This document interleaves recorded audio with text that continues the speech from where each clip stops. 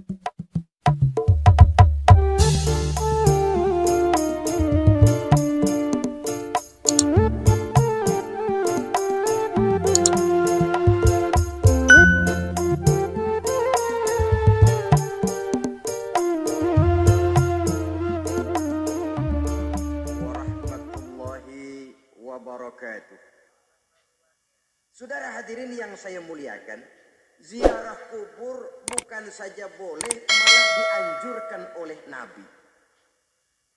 Tetapi ziarah kubur yang dianjurkan oleh Nabi itu dengan tujuan pertama, agar orang ingat kepada mati. Kafa bil mauti wa'izah, kata Nabi. Cukup dengan mengingat mati menjadi pelajaran bagi kamu semua. Maka etikanya diajarkan, kalau saudara ziarah kubur sampai di depan pintu kubur itu kan, Assalamualaikum ya ahlal kubur wa inna insyaallahu bikum lahikun. Kami satu saat insya Allah pasti akan menyusul kamu. Kalau kamu sekarang berbaring di sini, satu saat kami akan berbaring di sini. Ziarah kubur mengingatkan orang kepada mati. Orang yang ingat kepada mati, gaya hidupnya lain dengan orang yang tidak ingat mati. Nah, orang kalau nggak ingat mati, gaya hidupnya nggak terkontrol. Kalau dia berkuasa, Fir'aun.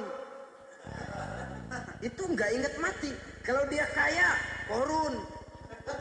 Sudah gambarannya nggak merupakan gambaran-gambaran yang baik. Orang yang ingat mati, dia berkuasa, dia berlaku adil. Suatu saat saya akan mati dan ini akan dimintakan pertanggungan jawab. Orang kaya ingat mati, dia akan jadi pemurah. Kenapa? Kalau saya diberikan ilmu, pertanyaan akhirat cuma satu, ilmumu kau amalkan untuk apa? Kalau saya diberikan umur panjang, pertanyaan akhirat cuma satu, umurmu kau habiskan di mana? Tapi jikalau saya diberikan harta, pertanyaan akhirat ada dua. Hartamu kau dapat dari mana, kau belanjakan kemana? Depannya ditanya, belakangnya ditanya. Dapat dari mana, dibelanjain kemana? Sebab dua-duanya berkaitan dengan kegiatan. Kadang-kadang dapatnya dari jalan yang baik, tapi keluarnya ke tempat yang tidak baik, itu pun tidak betul. Atau dapatnya dari yang tidak baik, tapi dibelanjakan untuk yang baik, itu pun tidak bisa diterima. Oleh karenanya, dengan mengingat mati, gaya hidup seseorang jadi terkontrol karenanya. Yang kedua, dianjurkan kita untuk berziarah kubur itu mendoakan orang-orang yang sudah meninggal. Mal mayyitu fi qabrihi illa kal gharikil mutaghawis, kata Nabi. Orang yang sudah meninggal itu di alam barzakhnya adalah seperti orang yang tenggelam di lautan, menunggu doa dari keluarganya yang masih hidup. Apakah itu anaknya, kemenakannya, cucunya, dan lain sebagainya. Adapun yang kalau kita ziarahi itu kuburnya orang-orang yang kita tahu merupakan orang soleh, orang yang berjiwa bersih, yang kita kenal ketakwaannya kepada Allah Subhanahu wa ta'ala, tidak ada salahnya kita bertabarruk, asal jangan dengan satu keyakinan bahwa dia secara mandiri bisa mendoakan kita. Dia hanya bisa melakukan itu hanya dengan izin Allah. Nah, umumnya orang kalau sudah ziarah ke kubur-kubur keramat itu, Allahnya kelupaan. Itu yang dikhawatirkan merusak dan mengganggu akidah. Sehingga di awal-awal perkembangan Islam, Nabi pernah melarang orang ziarah kubur itu. Ini bisa kita simak dari hadis, kuntu nahaitukum an ziyaratil qabri fazuruha. Dahulu aku pernah melarang kamu untuk ziarah kubur. Adapun sekarang kalau mau ziarah, ziarahlah kamu. Kata-kata dulu aku pernah melarang kamu itu menggambarkan bahwa pada permulaan perkembangan Islam, nilai keimanan para sahabat masih rapuh, masih lemah, masih memerlukan pembinaan. Sehingga kalau mereka sering ke kubur, dikhawatirkan mereka minta kepada kubur. Nah, Tetapi tatkala nilai keimanannya sudah mapan, sudah kuat, kata Rasul, fazuruha. Adapun sekarang kalau mau pergi berziarah, ziarahlah kamu. Saudara hadirin yang saya muliakan, jadi jangan melupakan Allah. Saya bisa saja berkata, kalau saya misalnya pakai cincin, lalu saya bilang, saya sejak pakai cincin ini, jangan anak gadis, nenek-nenek ngelihat saya lemes. Atau sejak pakai cincin ini, dagangan laris bener. Cincin itu yang menggelincirkan akidah.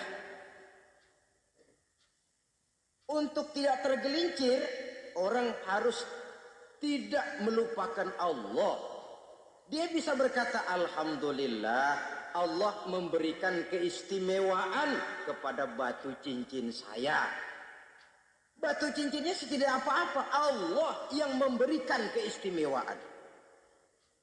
Ini dalam bentuk yang langsung, dalam bentuk yang tidak langsung kita bisa lihat misalnya, kalau petani ditanya, ini bisa panen besar ini rahasianya apa? Pak, oh pupuk urea, pupuk urea. Nah, Allah nomor 16. Seorang petani yang baik keimanannya, dia akan berkata, kami bisa panen besar karena izin Allah. Lah kalau pupuknya mah pakai pupuk urea, izin Allahnya dulu, baru kemudian pupuknya nyusul. Jadi sebenarnya bukan cuma pergi ke dukun yang bisa merusak keimanan, pergi ke dokter juga bisa loh merusak keimanan. Kalau berkeyakinan bahwa dokter itulah yang memberikan sembuh, kenapa akidah saudara tidak tergelincir karenanya? Dokter hanya memberikan obat dan resep, sembuh itu datangnya dari Allah. Ini yang diungkapkan lewat lisan Nabi Ibrahim alaihissalam, wa idza maridtu fahuwa yashfini. Apabila aku sakit, dialah Allah yang memberikan sembuh. Memberikan sembuh. Jangan juga menyalahartikan ayat ini. Ada ayat begini sakit terus nekat. Udah nggak usah berobat dah, emang penyakit dari Tuhan, ntar waktunya baik ya baik ya. Udah ampek terus dah. Orang yang berobat saja belum tentu sembuh, apalagi yang tidak berobat. Sama juga orang nggak sembahyang kita ajakin ngotot, lo juga yang sembahyang belum tentu masuk surga katanya. Lah yang sembahyang belum tentu masuk surga, bagaimana cengoran lo yang nggak sembahyang?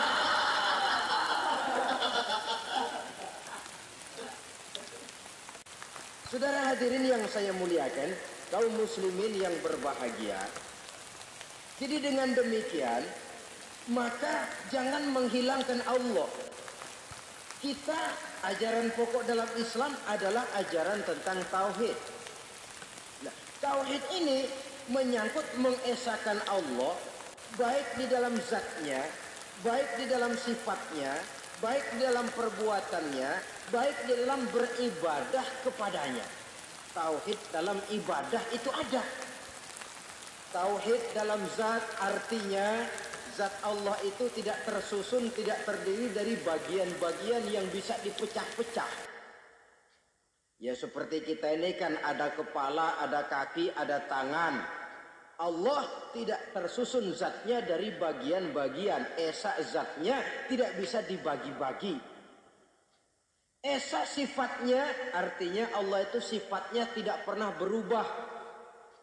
Sejak dahulu sampai sekarang Allah itu cinta kepada orang beriman yang melakukan kebaikan. Dan Allah benci kepada orang kufur yang melakukan kejahatan. Mustahil satu saat Allah berubah. Orang kufur yang berbuat kejahatan didemenin, orang mukmin yang berbuat kebaikan dikeselin. Misalnya tahun 2000 Tuhan giliran jengkel sama orang mukmin. Itu mustahil, dia esa di dalam sifatnya. Lain dengan sifat kita manusia, sifat kita ini kan relatif. Ada saatnya kita senang, lain saat yang kita senang betul kita caci maki. Hari ini kita caci maki, besok kita puji. Lihat teman kaya, habis kita omongin. Boleh jadi dia kaya, kenapa? Dukunnya 36. Begitu kita habis caci maki begitu, dia datang ngasih duit sama kita. Cacian itu bisa berubah menjadi pujian. Lu ya emang bukan main dah.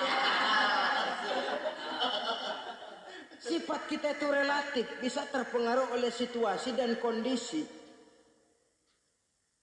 Saudara hadirin yang saya hormati, kaum muslimin yang berbahagia, Allah juga esa di dalam perbuatannya. Artinya, di dalam menciptakan apapun yang akan diciptakan oleh Allah.